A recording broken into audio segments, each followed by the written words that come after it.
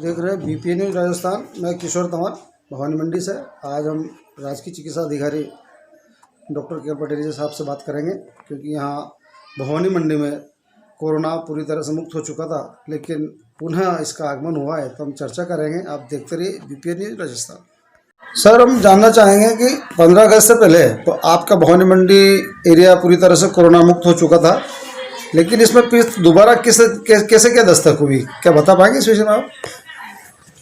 देखिए, उस समय भी जो पॉजिटिव केसेज आए थे उनकी history out of Bhavani Mandi, Indore, Jaipur, out of state की ट्रैवलिंग हिस्ट्री थी, और वो वहाँ पे संक्रमित हुए और फिर यहाँ पे उनके द्वारा अपने घर में ही आसपास के लोगों को ट्रांसफ़र हुआ।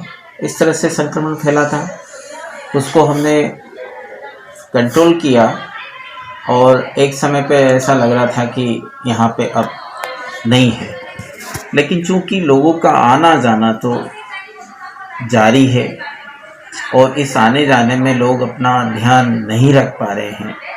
जो गवर्नमेंट ने निर्देश दिए हैं, सोशल डिस्टेंसिंग की पालना, मुंह पर मास्क लगाना, सैनिटाइजर का उपयोग करना किसी चीज संक्रमित चीज को छूने पर, तो इन चीज़ों का विशेष ध्यान लोग अभी भी नहीं रख पा रहे हैं, और इसी की वजह से जाने अनजाने में लोग संक्रमित हो जाते हैं।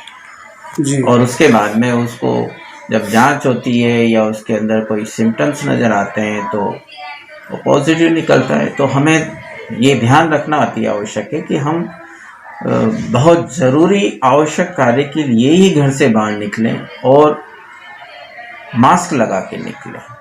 बेवजह कहीं पे वस्तुओं को ना छुएं। जहाँ ज़्यादा संक्रमण हो सकता है, भीड़ भाड़ वाली जगह पे, वहाँ पे दूरी बना के रहें, नहीं जाएं। तभी जाके हम भवानी मंडी को सुरक्षित रख सकते हैं। हमने करीबन 3 महीने तक भवानी मंडी में एक भी केस नहीं था। जब हमने लॉकडाउन की पालना करी, उसके बाद में अनलॉक में भी हमने विशेष ध्यान रखा।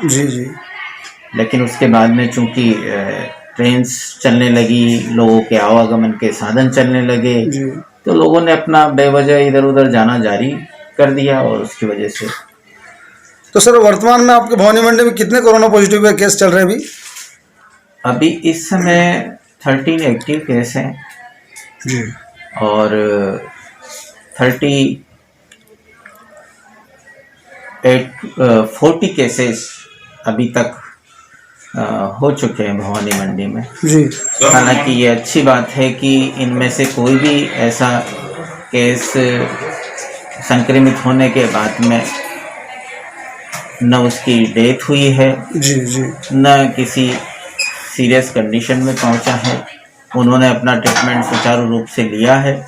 डॉक्टर की सलाह से टाइमली मेडिकल टीम ने जो सलाह दी है उसके निर्देशों की पालना की है, और इसलिए किसी भी व्यक्ति को एक गंभीर स्थिति में नहीं जाना पड़ा। तो जी, जितने भी कोरोना पॉजिटिव आए इन सबको क्या क्वारंटाइन अपने रेजिडेंट पे रख रखा है कि अलग रख रखा आपने?